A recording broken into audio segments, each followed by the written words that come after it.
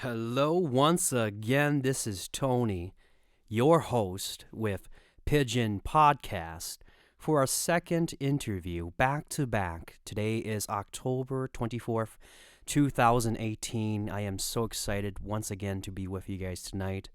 I don't know about you guys, but this morning in Minnesota, there was definitely some frost on the grass, which means winter is around the corner.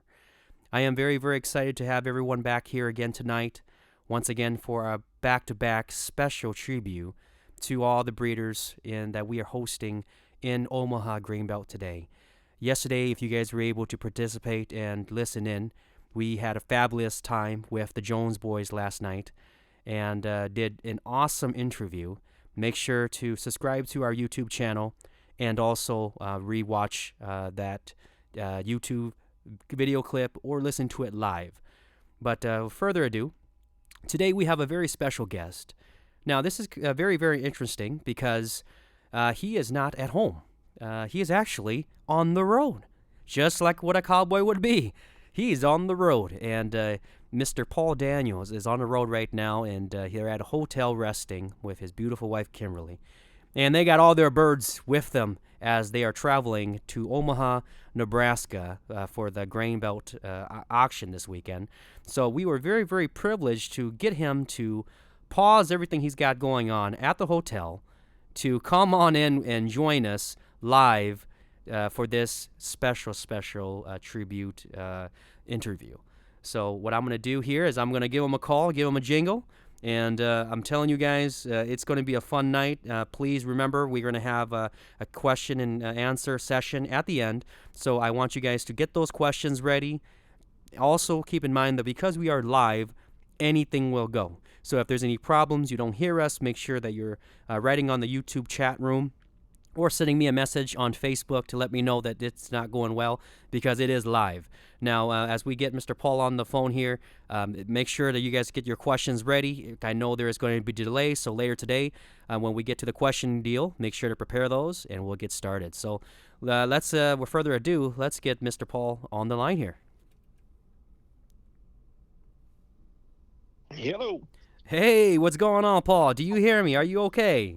man, loud and clear, brother. How are you, sir? Oh, I am doing fantastic. Once again, this is Tony with Pigeon Podcast, and we Yes. are very excited to have you here, Paul. How's everything going? How was the ride today? So far, so good. It's just a lot of rain, and temperatures dropping the further north we get. But everything is good so far. The birds are nestled in nice and quiet this evening. We pulled them. I put them in my enclosed trailer, and so they're relaxing in there tonight. And we got here and got them a drink of water and let them eat for a little bit and put them to bed. Now, So refresh my memory. Whereabouts are you from? Chico, Texas. Chico, Texas, you said? Chico, Texas. We're about an hour north of Fort Worth. Wow, very, very nice. That's pretty So, cool. And how many yes. hours have you guys been on the road this morning? We about five and a half. Okay, so not too bad, huh? Not too bad. We didn't get away till about noon today. We had some stuff to take care of with our businesses and just getting everything. You know how it is when you're leaving town. It's always a chore. Make sure everything's taken care of, and the businesses and the birds and the animals and everything. So we didn't get away till about noon, but we just wanted to cut the trip in half and be easy on the birds, and then we'll ease in there to tomorrow and midday and get the birds settled in and get ready for the sure enough good time we're about to have. That's for sure. Very nice, very nice. Well, Paul, I'm very excited to have you here today. I know before we get into all the pigeon talk, tell us about you, man. I hear this Flying D. This is probably the number one question. What is Flying D? Who is Paul? And tell us a little about you. I mean, I'm going to give you the mic and tell us who you are. Well, Flying D is our brand. We was in the buck and bull business, the racehorse business, and that was our brand, and that was our how we went by, and it's my last name is Daniel, so that's kind of where that originates from. Um, we've been a cowboy all of our life, and have been very successful in the rodeo business and the bucketball business. We've owned 6 world champions and 3 reserve world champions, and been very successful in that business. We dibble and play in the racehorse business and have a little fun with that. And other than that, we're just a down home country boy that likes to fly pigeons. I was a professional model for almost 19 years, and we did a lot of major commercials for um, major companies all over the world. I was the Copenhagen model for 7 years, and Marlboro man for a couple of years, and we did a lot of stuff and been in several movie productions, and we're just we've been blessed. We've got to do a lot of things and see a lot of things in a short lifespan, but we've been down a lot of roads. So Wow, that's a pretty cool resume you got there. That's awesome, man. thank you, Marlboro brother. man. Yes, sir. Never smoked a cigarette, but we've been to Marlboro, man. Wow, that's So now. How did you get into birds? Explain that. well, my dad had birds all of his life, and he never really raced, but he had he was into fancy pigeons, kind of like a lot of people start, and he was kind of enjoyed the rollers, and then he was really enjoyed the parlor rollers, and so I was just kind of born and raised into it. Used to get in a lot of trouble because I used to stick a stick through the wire and break my dad's eggs, and he could never figure out why he could never raise no babies. Well, he come home one day and snuck around the loft and caught me with a big old stick in there, banging the parents on the head, trying to get them off the nest so I could break the eggs. And needless to say, we didn't do that no more. So So, you learn real quick after that, right?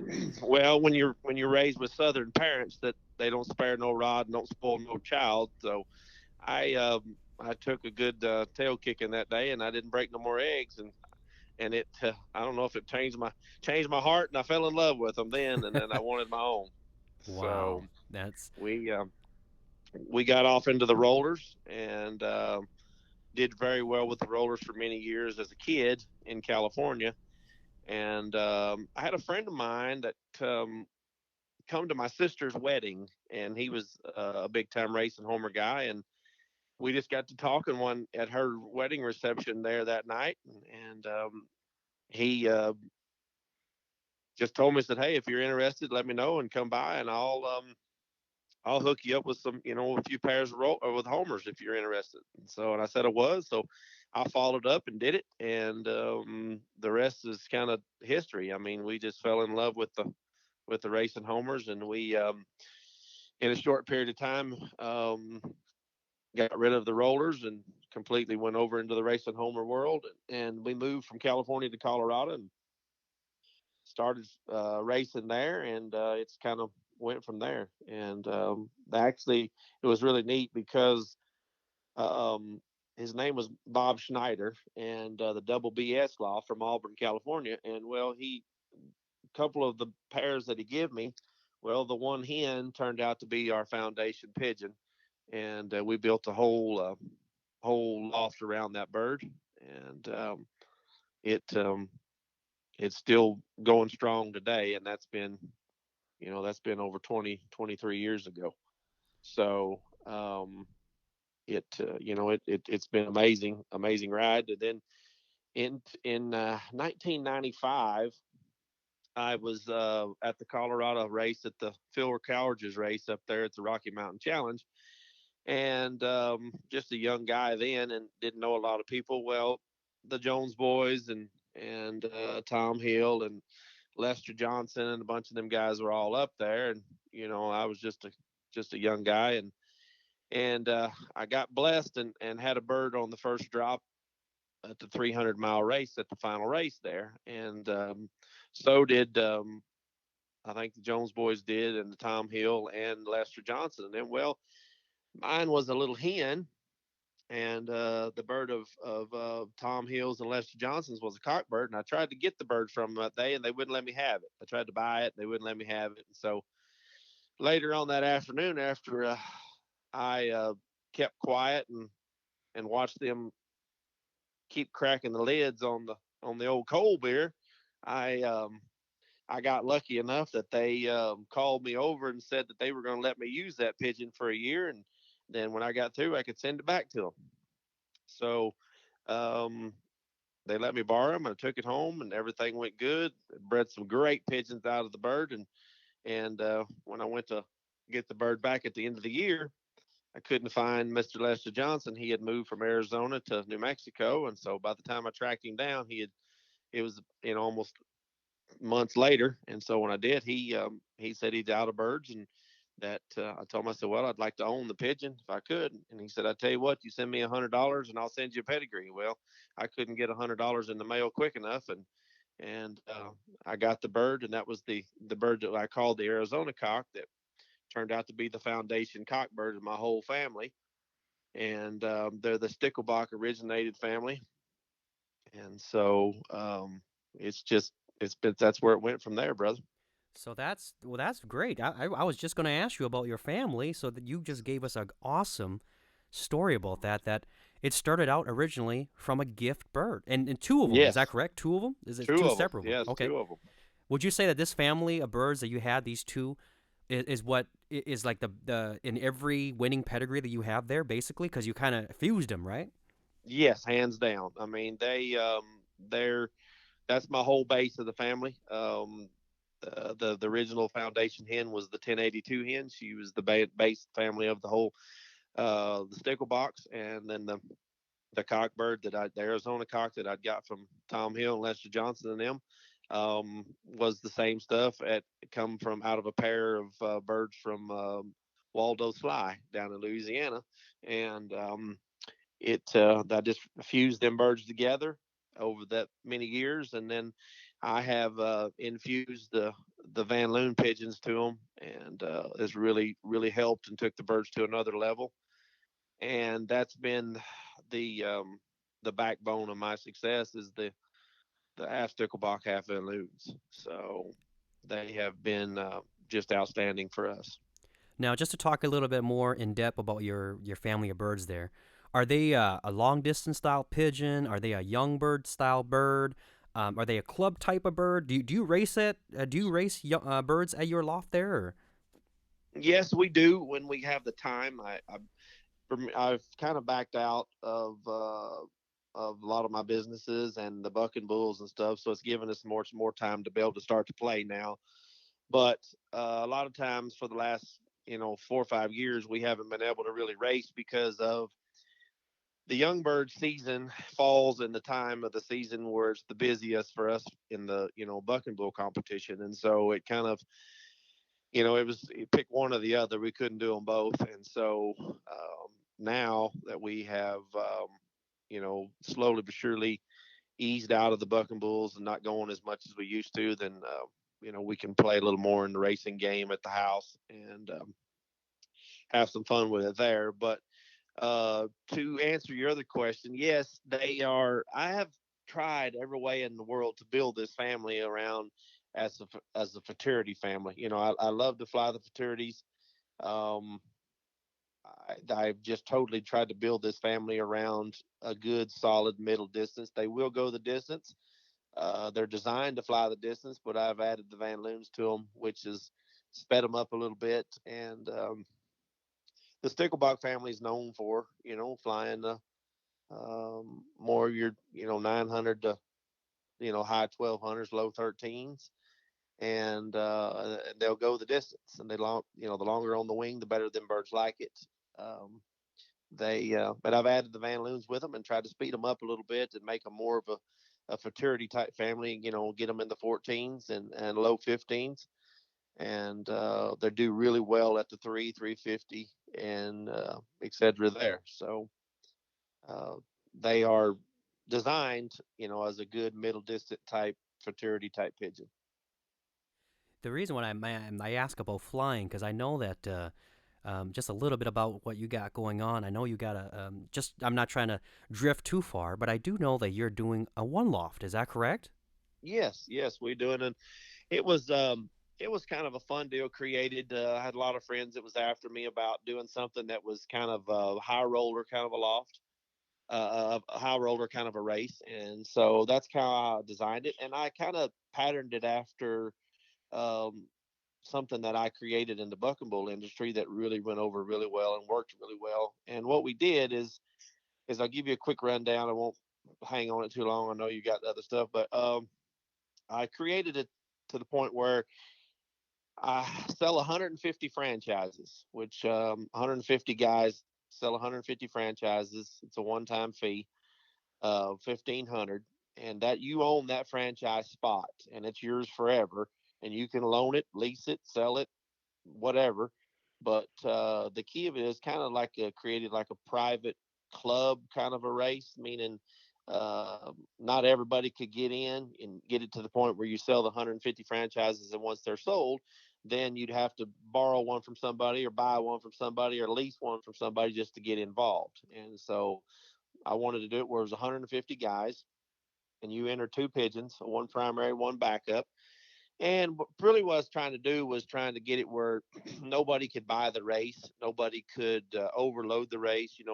Nobody could send 50 birds and you send two. And I wanted it where everybody was on an equal playing field, meaning that when come race day, you only get to send one bird. Each breeder sends one pigeon, so that way everybody's playing equal. And we'll see who has the best birds, and who has the is the best breeder. So that was why and how I designed that race. So pretty much 150 guys flying for $150,000, 400 miles. That way we would definitely separate them birds, and somebody would get a big payout. I think that in the future, a lot of the big races are going to start leaning towards more of the 350s and even 400s because of there's so many good pigeons out there today in so many lofts that the reason why people's like always complaining that these big drops, just like at the Hoosier the other day, they get that big drop of pigeons. Well, when you got the caliber of pigeons that's out there today and the name brand people that out there that have them, it's hard to get separation on them pigeons unless you have some kind of mother nature separating them or actual mileage is going to separate them. So And and that's and for sure, that's true, man. That extra 25, that extra 50 miles will really separate the boys from the boys. The yes, boys from the men. yes. Yes, and Well, that's the deal. And a lot of times, like in the fall races, there's not going to be a lot of heat, so Mother Nature's not going to do it unless it's really bad windy. And a lot of times, they're not going to turn loose in them kind of conditions anyway. So mileage is going to be the biggest. I feel the biggest separator. So I feel like in the future there'll be a lot of races that will lean towards more of your 350s and 400s, just because of the caliber of pigeons that's out there. I mean, it's just hard to get separation. So well, I feel like we're gonna be definitely doing another interview with you in the future about your franchise idea. So we're gonna keep moving on, but we're gonna definitely talk about that the next time you and I get online. But speaking of flying, tell us a little bit about what you do when you fly your birds. I mean, I know you're going to do this one loft, so I know you have experience racing young birds and old birds. Tell us a little bit about that, your feeding methods, and then after that, well, we'll jump into breeding. But tell us a little bit about what you do to your birds.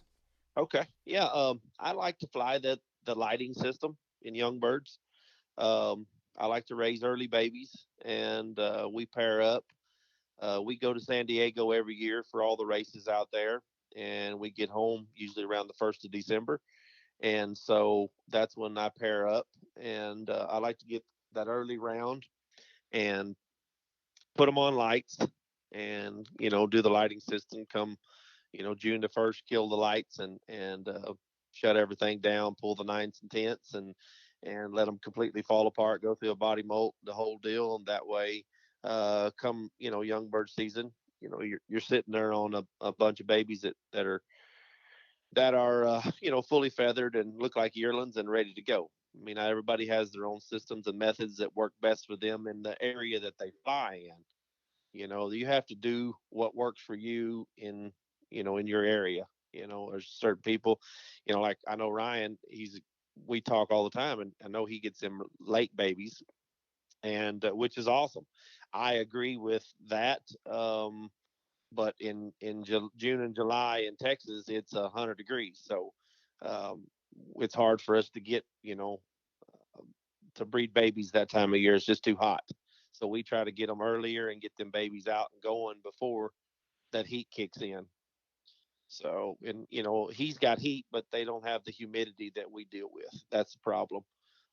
And I like getting babies out early. I think the quicker you get a baby and give a baby a job, the better he does. So I think that's the reason why I think um, guys like Ryan does so good with getting them youngsters going and get them going quick, and don't back off on them. Keep them moving forward. So You got to give them some progression. You can't just stop them from learning, right? You got to that's get right. them right That's away. right. And Now, when I oh sorry, um, like when I train, I'm saying a little quick tip. When I train, I never go to the same spot twice. I always go to a new spot. I don't care if I'm going 5 miles again tomorrow. It's a different 5 miles. I may swing further, south. I may swing further north. I may whatever, but I never go to the same spot. I keep them babies thinking every time they're released. Never let them get comfortable to the point where they feel like, oh, I know where I'm at. I go this way. Well, I don't want them doing that. I want them to get up and make a decision and know that they made the right decision, not just go on, I think I know where I'm at. So, would you also say that uh, you're a family of birds because you do that? You notice that the settling rate is pretty high. Would you say that yes, with the old? yes, sir. Because when you think about stickleball, that's like a old bloodline. You know what I'm saying? Like they really got. So you infuse that. So they definitely got homing ability. Is that correct? Correct. And that's what I love about them pigeons. They don't lose real easy. They home really well. And I like, and I think this is just my opinion, Tony, and it's just an opinion, but I think we have bred so hard for speed that we have bred a lot of the soundness out of these pigeons, meaning that we've bred a lot of the homing instinct. We've bred a lot of the determination to come home. They're so amped up.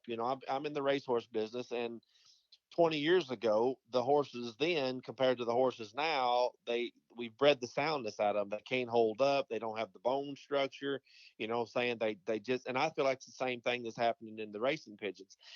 That's the reason why I honestly believe, if you're going to be in this and be in this a long time, you better find you a good old school base family of pigeons, and you better stick with them. Now, if you want to bring some of the speed stuff in and some of the new hot bloodlines in, go for it. There's nothing wrong with that. But if you want to stay longevity and true, you better find you an old school family, something like the Jones boys have, the old Huskin Van Reels, or the Sticklebox, the old type families that still have the old ability, homing ability, and they just don't lose. You know what I'm saying? They're very, how would I say it? They're very, they don't lose. You can't hardly lose them. They're very very stable in what they do.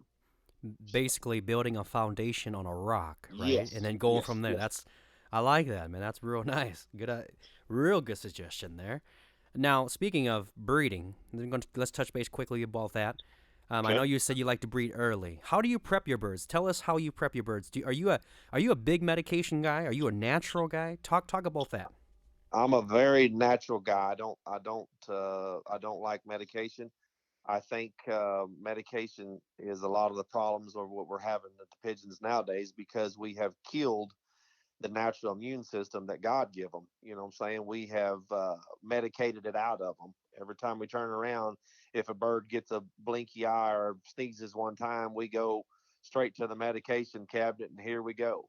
I try to create my birds around natural. You know what I'm saying? I mean, I want them to get their own immune system, have their own immune system, be where they can fight off something. If you constantly are running medications to them, they can't withstand anything, because but the blink of an eye, you throw medication at them. And I'm just a major natural guy. I like natural health. And a lot of times if you'll let nature take its course, she'll weed out the weak ones. I promise you. And it's okay. And people think, oh, this is off one of my good pairs. Well, uh, sorry, but I don't buy into that. Let nature sometimes take its course, and the weak one is showing you that he's weak for a reason. And if you medicate that bird, and here's what's funny, I've did a study and I've had a lot of people do it too. You can take that pigeon that gets weak or gets sick early, and you medicate him and get him over it. And 9 chances of 10, at the end of the season, you look back and write down them numbers that was the birds that you treated like that and had to baby along. Look back, and they're not there at the end of the race season. They're gone. They there was a weak link there for a reason. So um, I'm just a very natural guy. I don't like medications. Natural So selection, right? Let nature yes, do sir. its thing. Let nature do it. Now, when you say that, now are you so speaking of natural? Are you like a deep litter style too, or are you like for loft wise? Yes, You are a deep litter style? Okay. yes, yes. Oh, I've had very very good success with that. I think a lot of times that we have got so caught up in, and like I said, now this is just my opinion. They're like noses; everybody's got one. So, I think the problem is we keep these lofts and everything so spick and span and immaculate that first thing that comes along, these pigeons get it. You take wild pigeons that live in barns and under bridges, and they're in litter a foot deep. You know what I'm saying? Underneath the sickness is hardly none, if any. They just That's just nature. Um, and I think we just keep these lofts so immaculate, shiny, and clean that anything that flies by, these birds get it. They can't handle it. They have no withstand to help them fight off anything. They have no immune systems. And I think a lot of times you look at the old school guys that flew for 30, 40 years before we were ever even born. Um, everybody flew deep litter. Everybody was just it's natural. Everything was natural. Them guys didn't medicate back then. You know what I'm saying? And when they took birds to a race station, they didn't bring them back. They turned them loose. Just nowadays is I think one of the worst things that's hurt us with today's racing is technology. Technology is great, but I think it's hurt us because your race secretaries and all this stuff. Every time we turn around, they see one cloud in the middle of the race station or in the race course, and they don't want to turn the birds loose. The old school guys turned them loose. The good ones come through, and the ones didn't. And we've just created this families of pigeons nowadays that can't withstand anything. They can't withstand. They can't fight off sicknesses. They can't fight off anything. So, that's but I'm glad you covered this. It kind of brings us back to the basis of we need to build immunity back in these birds naturally. We need to mm-hmm. get the homing ability back in these birds naturally. Kind of like, I hear it all the time that all the old timers are telling me, Tony, the day that you guys stop racing old birds is the day we're going to stop racing because we need to Yeah, get these out to the distances. And I hear it all the time. All the guys tell me, hey, why are you guys stocking birds that fly 300? You guys got to do the 4, the 5, the 6. You got to really see what they can do, and it just all summarizes back to what you said there, which is pretty cool. Really really cool, just to bring us back to the roots of racing yes, pigeons. right. Back to the roots where we started. We've just got away from it. Right. We've got away from it, and I think it's hurting us. Yes, it is. Uh, Now, we talked about. You said that your family of birds. You're basically building them toward one lofts, and I'm going to talk a little bit about that. Let's talk about how you okay. prep your birds when you send them out. Now, I know that you have done fantastic at the Triple Crown. In that race, I'm very privileged. I always hang out with Chad Sandstrom. We go out there and hang out during this Triple Crown race up in California, and I know that's a tough race. And you've done very very well up there, and can you tell us a little bit about how you prep and when you send and any suggestions you can give us? Yeah, that race is, like you said, it is really tough. It's an awesome pigeon to be able to, to be able to see, how the birds perform out there. That California course is brutal and it's tough, but it's awesome. I love it. It's one of my favorite. courses to fly as the fraternities. I love the San Diego fraternities. And we have some other great fraternities. Don't get me wrong, I'm not taking it away from nobody else, but the San Diego fraternity. If you've never been there for that week and 10 days in San Diego, you're missing something. It's an absolute blast. Lots of phenomenal people, and the races are fun and tough. They're tough. It is across that desert, and the Triple Crown's amazing.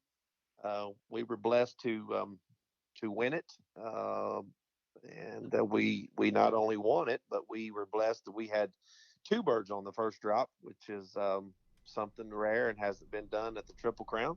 That is amazing. I think I've been there 3 years in a row, and I've never seen that. So So that's amazing. it was pretty neat. We won a little over $82,000 at that race that Wow. year, and it was pretty neat.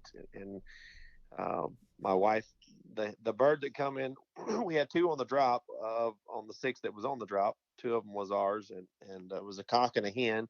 And my wife's was the hen, and mine was the cock bird, and mine was actually the last bird that trapped in of the six. And so it was pretty neat for us, and pretty exciting. And to top it off, we had just got married 2 days before that out there, Well, and so congratulations. That's pretty pretty cool. a pretty neat wedding present. So I think this year we're going back out again. I think we're going to get divorced before we leave, and we're going to get remarried out there again this year, and see if we can't do a little repeat of that. But no, I'm just kidding. But it was a lot of fun. It was really neat, and special birds to be able to pull that off. 600 miles in 1 week. And what was crazy is, I'll give you a little quick little insight. The cockbird of mine, which we'll talk about it here in just a little bit. Is I have several children out of him in the grain belt auction. We call him Paul's Pride and Joy. Well, the night of shipping, he I grabbed him and he felt great, but I rolled him over and looked, and he had just huge, about the size of a 50-cent piece, big old nasty bruise on his chest, on his breast, just nasty yellow and purple, and just nasty big old bruise. And matter of fact, I called Tom Hill over and Ryan Jones, a bunch of them. I called them over and said, "What do you think?" And everybody's just, "Ouch," "Woof, that's gonna be rough." And so I didn't even put any pools on the pigeon. I didn't even not 1 ounce. And that shows what we know. You know what I'm saying? Because the bird was on the first drop. So just goes to show you that the heart that these pigeons have. This family, they're tough. They can handle it, fast or slow, and they just keep coming. They won't quit. Now, And when you send the birds out, do you send them young? Do you send them old? Do you keep them in? Tony, certain races I do a little different. Like the Triple Crown, if you want to know my honest opinion and my secret, I don't call it a secret, but my secret to success there that I've had is like to send the I like to send to the Triple Crown the last day that I can get them in there. I like to send youngest babies as possible to the Triple Crown, and I'll tell you Interesting. why. Okay. Is they don't, no disrespect to them or whatever, they don't train a lot, okay, but um, I don't like the birds to get there and be sitting around there for 2 or 3 months flying around in a circle not doing nothing. So therefore, that's why I like to send as young as babies as possible. That way, it ain't but a short time and they get a job. What I'm saying? They go to work. They start actually training them, and down the road they go with them. So I just feel like birds that sent there, in my opinion, in the past, birds that I have sent there early and got there when they open the doors as is usually the first pigeons I lose. So So it goes back to what you originally preached in the conversation earlier. Is when you get them young, you got to get them going, right? get them going. You can't just Yep. get them young and don't do nothing. And I think, and through experience of flying pigeons myself, that is very true. If you start early, you got to get the ball rolling. Yep. Don't let them sit, because it seems like the longer they sit, the dumber they get. They just get dumb. They get lazy. They just don't want to work. And it seems like if you start them when they're young, and me and Ryan as Jones have talked about this several times. I think that's one of the reasons of he's so successful as young birds. When he gets them babies going, he gets them, if they're young, they're babies, and he goes straight to work with them. They get a job immediately. So they they don't have time to sit around and pick and get bad habits and do stupid things. They go to work, and that's the reason why. But then there's other races, that I try to send there.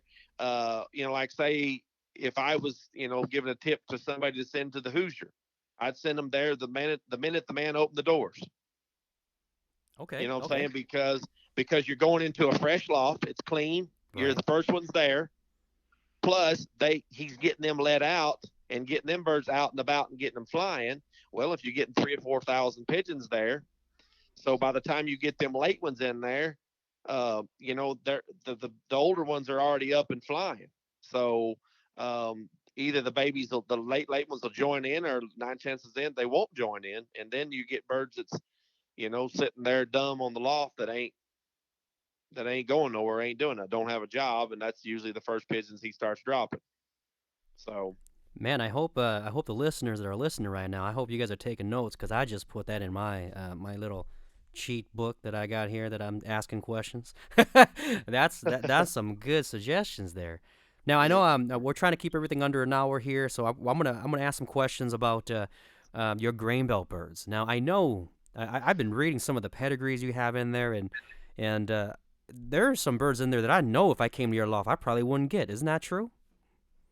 say it again. If I know that there's some birds you have offered there that a normal guy walking to your loft probably never get, and these are They're special offer birds, right? not, yes, they're not for sale. I mean, just not for sale. Period. I mean, they've been turned down lots of money for them. They're just not for sale. But I wanted to, I was given the honor, and I wanted say thanks to Carter and the group up there at Omaha. They're a great group of guys, and I was given the honor to be a part of this, the 50th year anniversary. Wow, what I'm saying. I mean, I told them 2 or 3 times that, hey, there's plenty of other people that's 10 times more qualified than me to do this.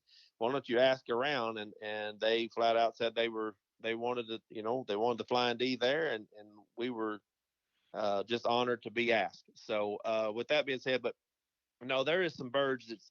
I mean, I um I wanted to put my best in there, and plus, I'm gonna give a shout out to my boys, with the Jones boys. I mean, I was going up, not as a competition, but going up against them guys. The caliber pigeons that they have, and so it was a great honor, and it was tough on me at the same time because I knew I had to dig deep, and because I knew they were going to. And I had an old man tell me when I was a kid, he said, if you're going to do something like this, you said you put birds into an auction, you put in there till it hurts. And when it hurts, you put in the good stuff. So it's hurting. It's hurting. I I, mean, this has put a dent in my future, breeding, because these were pigeons that were set aside for myself. These were pigeons that were already in my stock loft. These were pigeons that were going to the stock loft. Um, I mean, there's birds in there like, I mean, second champion bird in the whole club and combine. It's he's in there. And then there's the hen that won the 200 mile, the Triple Crown. She was on the team that won the $25,000 Breeders' Cup award. She's in there. wow. Uh, you know, I can go on and on and on. I mean, there's 4 or 5 direct children of the Triple Crown winner, the Paul's Pride and Joy. There's 2 or 3 direct children of the hen that was the winner, Miss Kimberly D. Then there's a baby in there out of the 2 Triple Crown winners made it together. Oh, that's right. It's Uh, a cock and a hen, right? So you actually well, no, no, no no. no. That's different. Oh, I have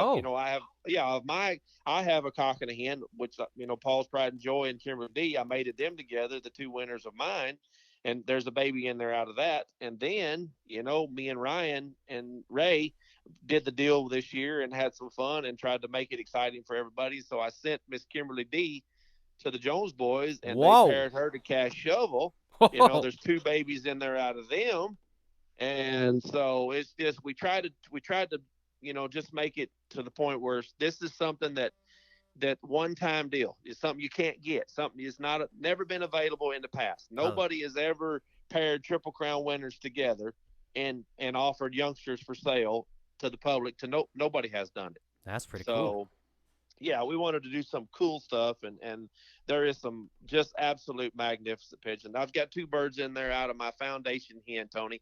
I've never sold a pigeon out of this hen. There's never been a pigeon out of this hen ever left my loft. Wow. Ever. Nobody in the United States has one. Ever. So there's a daughter and a son out of her in there, and then the daughter is out of the foundation hen, which she's 14 years old. She's the whole my whole family. She's the whole world around there, and out of her and the Triple Crown winner, and then the cockbird is out of the foundation hen and the Triple Crown winner's father. Oh, So just the best I can absolute offer, and I say that humbly. This is the best the Flying D has to offer, and I hope guys take a look, and I hope something satisfies you, something strikes your interest, and you jump all over it and breed the big winners. I hope you do. So that's amazing. That's cool, man. If you're like, I really like the fact you said that when you're offering something, rather if it's a club donation or a auction of your own, that when it hurts, that's when you know you're doing something right. I like that. I like that. put the good stuff in there. That's now last but not least, I know that we're going to I'm going to have a little question and answer session at the end. Okay, Yeah, so if we're in it, no if hurry. I got plenty of time, so you whatever we need to do. if you guys are listening live right now, if you guys have questions, I want you guys to type it in the top chat box on the right side of the YouTube channel, or message me on Facebook if you guys have a chance. And but before we get there, I got one more question I asked Paul here, and I always ask this for everybody. But lastly, can you give us a beginner's tip? Give us a tip for everyone that's listening out there that's just got into pigeons, or rather, if they're into pigeons or starting out. What is a tip that you can give them? Rather, if it's a breeding tip, a flying tip, a buying tip, give them a tip, and then we'll wait for these questions to pop. And then when you're done with there, we'll conclude the night with some questions. Okay? So I'm gonna give the mic to you. Okay. All right. I tell you what I'm gonna do, Tony. I'm gonna give you two tips. Okay. I'm gonna give you two tips. Here's the first one. If I was a young guy getting going and wanting to fly fraternities, get ready to send my babies out to fraternities, I don't like to send little bitty squeakers like that are still squeaking. Really, I don't like to send them. I like to give them babies a little bit of time, make sure they're eating and drinking really good, and actually, I like to give them a several more weeks. I would rather be sending that baby when that baby is dropping his first flight than I would sending that baby when he's still peeping, because he is already starting to get his own immune system going, and then therefore he's going to be a lot better to withstand the cesspool that he's fixing to be thrown into from all the birds from all over the country.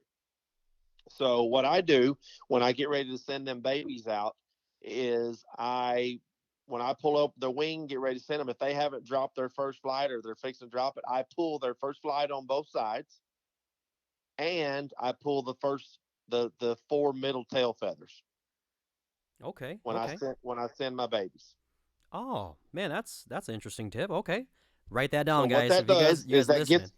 that starts the wing molt, that gets the wing molt started, and when you pull them four middle tail feathers, that starts and jump starts the immune system. So therefore, it sends it starts your immune system, sends it rampant. Sends it you know producing more endorphins in the body to protect, and hey, there's a problem, and so therefore I feel like it helps with uh you know the baby's being able to withstand the problems that they're fixing to occur by putting into a loft with thousands of pigeons or hundreds of pigeons wherever they're going. So that's the tip of that. Now the second tip is, if I was a young guy getting started, and this is a little tip here, if I was somebody getting started, I would not go to looking around and buying a bird from. I'm just going to use name. I wouldn't get looking for start buying a bird from Joe, Blow, Tom, Sam, Ed. I would find somebody that I liked their results, that I liked their family of birds, and I would get as close to them people as I could. I would tap into a source of a family of pigeons that are old school base family of birds of somebody that has already succeeded and doing very well in what you're wanting to do. And the reason why I say that is they've done all the homework for you. People say, well, it costs too much. You can't afford to do that. Listen to me.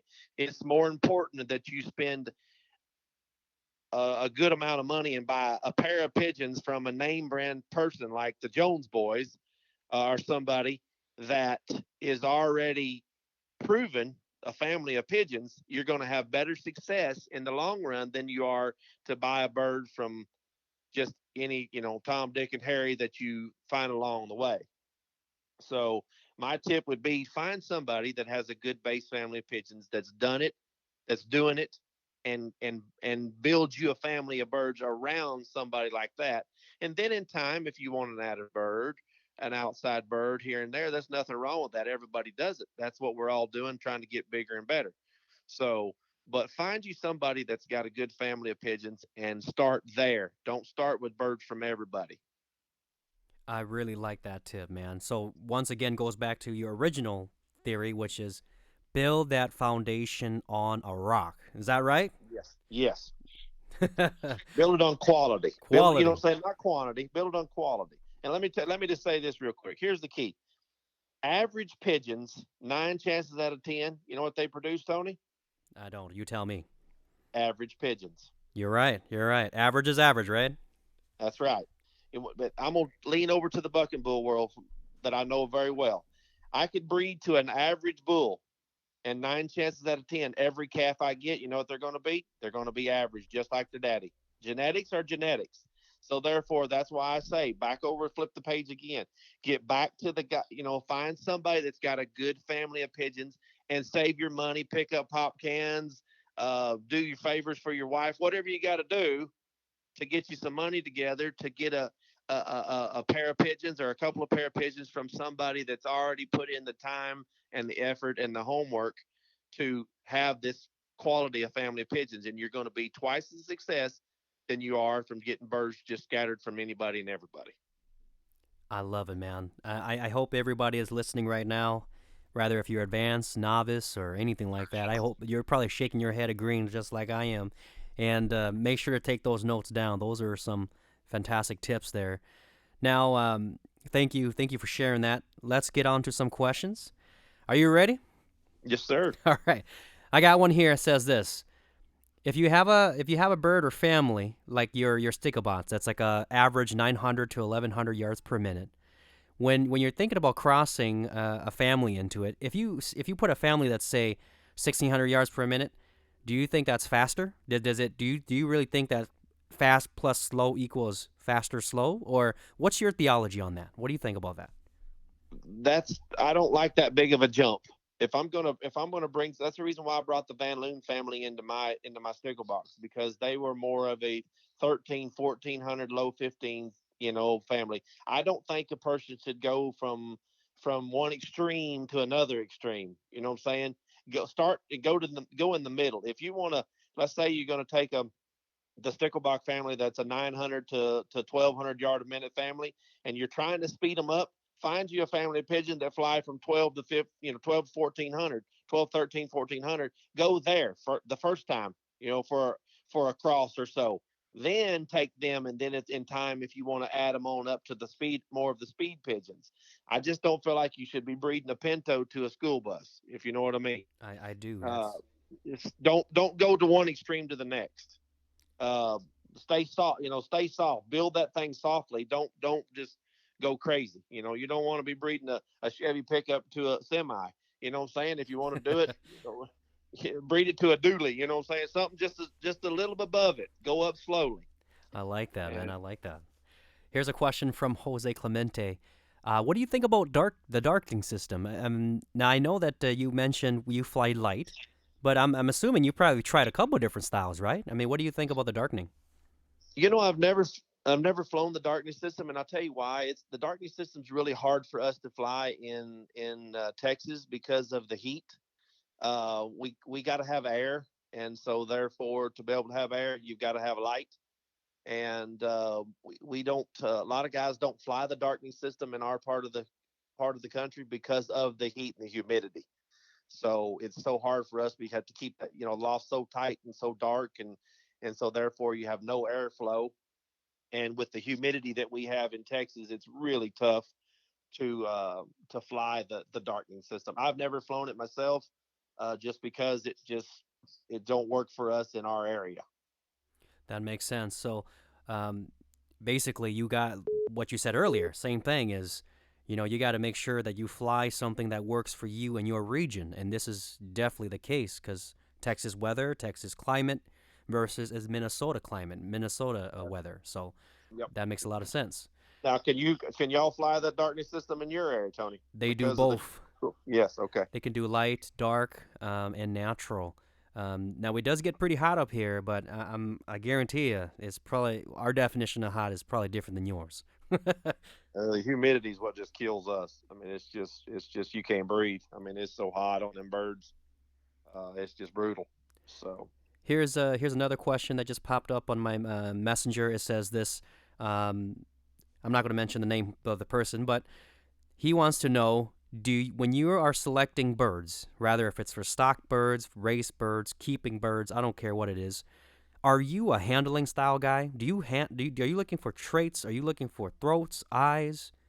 Are you like a characteristic style guy? yes. I mean, I don't get crazy caught up in a lot of that. I mean, I try to let the performance pick it for me. You know what I'm saying? But at the same time, there is times where you set aside a bird or two out of a certain pair, you know what I'm saying, or you get a bird from a friend or whatever to try. Then it all has to come down to Europe likes. I don't like big pigeons. Um, I don't pay a lot of attention to the throat. I know a lot of guys do that, and that's fine. I don't knock it, but it's not one of the things that I pay attention to at all. I do like eye sign. I'm not just overly crazy about it, but I do prefer it. And I'm just one of them kind of guys that I fly performing rollers also, and so I try my dead level best when I pair birds up. I never pair pearl to pearl or orange to orange unless I absolutely cannot get around it. Other than that, I always try to pair a pearl-eyed pigeon to an orange-eyed pigeon every time I pair a bird up, because I feel like anything and everything you can color balance and balance a pigeon is in your benefit. And like even in my rollers, I never pair the same colored eye together, and so therefore, and it's worked over the years of the stability of them birds, because and I think it works. And I wish I could tell you in depth anymore, but I really don't know. But I've just something I've done, and it seems to work out really good. There is times where you can't get around it. It is what it is. But if I have my choice, I try to pair the opposite eyes together. And I don't put a lot of, like I said, a lot of deal. But I like a small to medium cock and a small hen. I don't like big pigeons. Um, Big pigeons are not um, they're not designed for our course, you know what I'm saying? And I don't think they work real well in fraternity wells either. They do good on the short ones, but I'm not there for the short one. I'm there for the last one. You're right. It's the last one. It's not how you start. It's how you finish. They say, That's right. That's huh? right. Here's another question that just popped up really quick. Um, for breeding, are you an open loft style guy or are you an individual pen style? I'm an individual pen. I have 50 individual breeding pens. I'm breeding nothing but individual pens. I do that just because I feel safe, and I know what's out of what is it. I don't have to guess or wonder. If because it happens. I mean, I've seen it happen. I mean, I see it happen in my. I have a small loft set aside that I have about 12 pair of pumpers set in, and I've seen it happen in the pumpers many times. I mean, I have watched it happen. Uh, it's so therefore I try to breed. I mean, I'm nothing but individuals. Plus, I like it because I feel like that. I don't know. I think it has a little bit of benefits for as my babies are. The parents can't get away from them. They can't hide from them. They can't be lazy. They have to shut them up. And so the best way to shut them up is fill them up. Now, And now you so said individual pen, but Are these like wire? Are you a wire guy? Or are you like individual sections, or what's the pros Yes, and well, I cons? have them. I have them individual pins that that come from China. The the ones that have the sections that have the feeders on the sides and stuff like that. I have it all set up inside my barn that way, and it's there's 50 individual pins, and then I built small um, fortress deals in there where I can put a nest box inside this little area and then on top of it. So therefore, the pair has two nest bowls, and the babies are not crammed all up in there. So I have a nest bowl underneath this little wood thing I built. And then a nest bowl on top of it. So therefore, the parents can lay underneath, and then when they get to that point where they're ready to lay again, they can go up, to the one up above and lay, and the babies are still in the bottom nest bowl. So, um, I can raise a couple of hundred babies in a hurry. I mean, it just and they're neat, they're clean, and the trays come out, and everything's clean, and the waters and the feeders. And I built and bought special feeders to go in mine that has three whole compartments that I can put three different styles of feed in there for them. And I'm a pellet kind of guy. I don't when I'm raising babies, I love the parents to be on pellets because if you'll notice and you'll watch parents, they want to pick and choose. What I'm saying? They want to pick and choose what they got, what they like. Some parents will eat the snot out of all the peas, and some won't eat them at all. So therefore, I feel like when I'm feeding pellets, and here's another little tip: I use a pig pellet. The pig industry has probably hands down the best uh, feed in the world because a pig has the most sensitive stomach of about any animal there is. So therefore, the pig industry's feed is magnificent. And so I use a pig feed. It's an 18% protein with a 7% fat. And when them parents are eating them pellets, the baby's getting everything. He's getting total nutrients. He's getting all the vitamins and minerals and everything when the mom and daddy feeds him compared to when you feed them grain.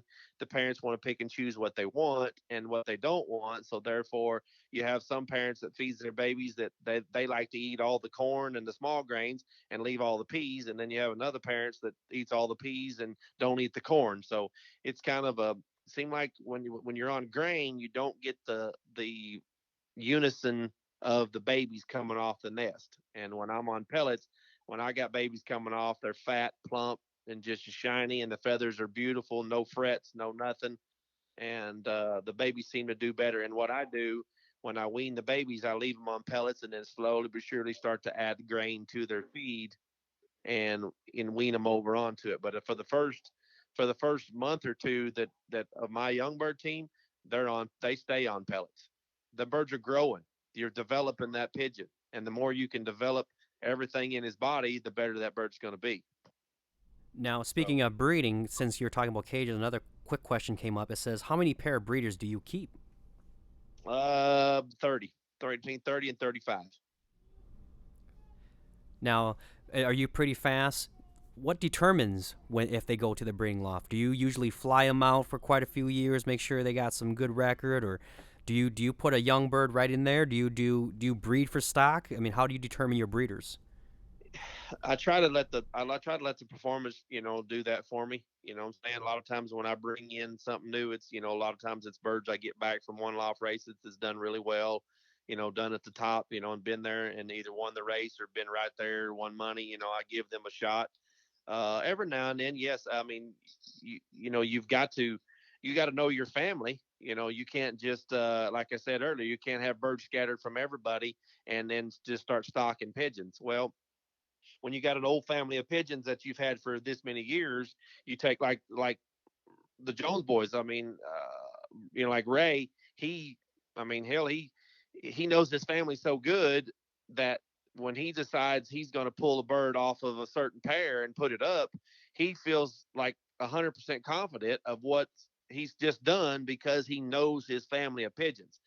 He knows certain traits that they throw, and that's the same with me. I can pick a baby a lot of times that comes off and it just develops out nice and it's off certain birds or whatever, and I'm needing something. Yes, I'll throw it to the stock loft, and I give my breeders 2 years.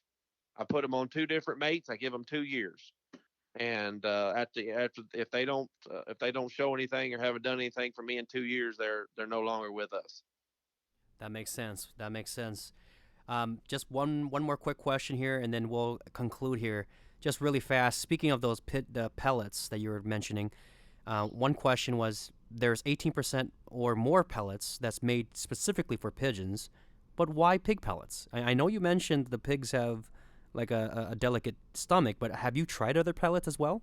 Yes, I've tried a lot of the different pellets. The problem is sometimes is the availability. You know what I'm saying? In certain areas, you don't have availability of certain pigeon pellets and stuff like that. So therefore, and my daughter showed pigs for all 4 years of school, and we won everything you could possibly win in the pig business. We won every major show.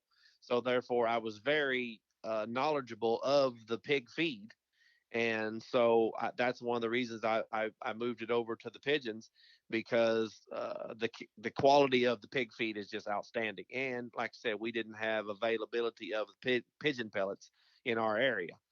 We have the Baden. Mr. CEO Gage brings in the Baden's feed, and they have a pellet, which it's okay. I'm not a big fan of it. I just not a big fan of it.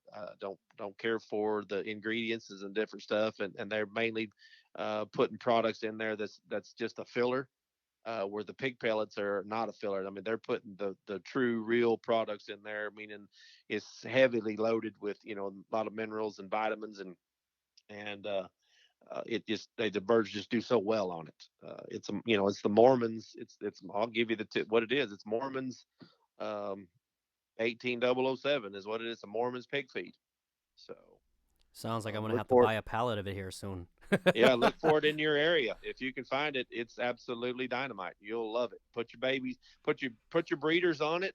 And here's what the cool thing is, Tony, is your your breeders are feeding them babies like crazy, and you walk in there and grab your breeders, and they feel like you just paired them up. They feel like they did before you paired them up. I mean, you know what I'm saying? The breeders don't fall down on you feeding them big old babies. You know how a lot of times they'll feed them two big babies, and by that second into that second round, Might them lose a little weight. parents are starting to showing it. Yeah, they're starting to show it. Well, on these pellets, they don't show it.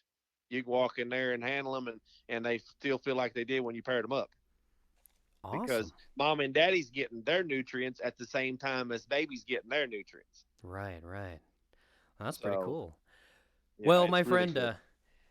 it's getting back to that time of the day here. We're about to wrap everything up. I'm gonna give you a chance here to just talk to everybody, give you a last shout out before we conclude the night, and I'll pass the mic to you, and go ahead and give everybody a shout out about this weekend. Okay, cool. Let me give a couple shouts out. I got a couple shouts out I want to do. If I didn't get a chance or you didn't even say anything, and that's okay. I'm no big deal. I'm some of the fraternities that I absolutely love, and I think people should pay attention to and give them a shot. And I think they do great jobs. They don't. The San Diego is absolutely a blast. If you get a chance, you need to do it. Come out there and spend 10 days and enjoy San Diego, the Holiday Cup, the California Classic, the Triple Crown. You know what I'm saying? And then we have our great race there in Chico there with the Flying D franchise race, and then our neighbors right over there. Tony Cuevas has the Cuevas Classic. That's just outstanding. Does a great job. The Hoosier, I went up there this year. It was amazing, Tony. Um, Jim and them did a great job. They put on a great show, a great shindig, and it was just amazing. I look for next year to be just out of this world. With that being said, yeah, come out this weekend if you're close to the area and could come out to Omaha and have a blast with us. Um, the Jones boys are always a fun to be around and hang out with. uh, we're going to introduce them to some cold beer this weekend. They don't drink much of that, but Yeah, you're we're right. going to They show them what they it don't drink is. much of beer. No, they don't drink much, just one at a time. But we like to have a good time, like to cut up, have a fun, and man, I can't wait to get this thing going and see everybody, and gonna have a great time this weekend, man. And Paul, if the listeners have questions about your birds and whatnot, in the meantime, before the actual auction, and keep in mind, guys, these birds Jones Boys and Paul Daniel birds are on iPigeon right now, the new iPigeon.com. If they have questions about your birds, can they call you? Can they email you? Please. Okay. Yeah, please. Can Be you happy do a to. shout out of your telephone number and your email address? You bet. My phone number is 918-640-3700. And then my email is flying D bulls. It's a FLYING D is in Daniel bulls BULLS at gmail.com. And we'd be happy to ask, or answer any questions you got. I've had lots of people call from all over the world, from Puerto Rico to you name it. I mean, it's everybody's called, and a lot of people's asking questions, interested in birds, and we hope everybody uh, can walk away with one of them. I'd love to hear from you, a year or so from now and say, hey, this is working, this is doing that. And if you get one, please keep me abreast. I would love to know. And it's good for my intel. And I would hope that, you'd let me know, please.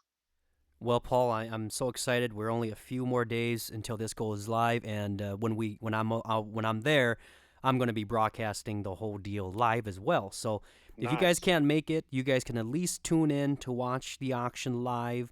I'll be there to talk to Paul live, and so same thing with the Jones boys. But hey, Paul, it's been a pleasure. Tell Kimberly I said hi as well. And I can't wait to see you guys. And not only that, we will get you back on the mic again. We'll talk a little bit more about your fraternity on a different podcast. And You bet. You bet. and I felt like today was such a fantastic educational meet with you. And but other than that, hey, I want to thank you for your time. You have a You good bet. night, and I'll be seeing you guys soon. And be careful. I know you're still on the road. You got about another what 8-9 hours, you think? Now we got about 5.5 tomorrow, Oh, so okay. we're good. Yeah, we'll be there. Get them done. Get the birds unloaded, and we'll be ready. Game on. The Jones boys flying in tomorrow, and so this party's about to get started. Yeah. Beautiful, man. Well, you guys have a good night. Rest up, and we'll see you guys very soon. You take Thanks, care, brother. buddy. I sure enjoyed it. Thank you. All right. Take care, Tony. Bye bye.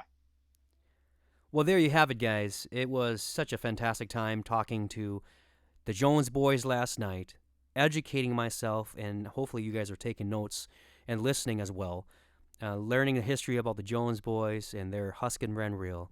And then today we talked to Paul Daniels, and I just think it's so cool that both of them have a same concept of building a foundation on a rock rather than taking pieces of wood here and there and trying to mold them and paste them together. It's been fantastic learning that both of these successful flyers have done basically the same thing. And you know that saying, everybody peels their orange differently, or their banana, or what you might call it. They both fly two different systems, but there's one thing that's very similar: is health is the key. Their breeders is the thing, and not only that, just keeping a foundation of birds. So I hope you guys have learned something. Keep in mind, if you guys are in town, make sure to swing by to the Omaha Grain Belt. I'm going to show you guys a flyer here if you guys are wanting to know a bit more. They have a 50th anniversary Grain Belt Classic 350 that's occurring this weekend. You can learn more on www.omahagrainbelt.com. It's going to happen on October 26th or 28th. The auction will go live Sunday, and I will be there present as pdoc.com. I'm going to be there live to do broadcasts there. And if there's any questions at all, shoot me an email. But please, if you guys can take your time and subscribe to my YouTube channel as I progress and do many more interviews to come. I would love to have feedback and you as a subscriber. Other than that, I'm signing off. My name's Tony Hang. Thank you, and have a good night.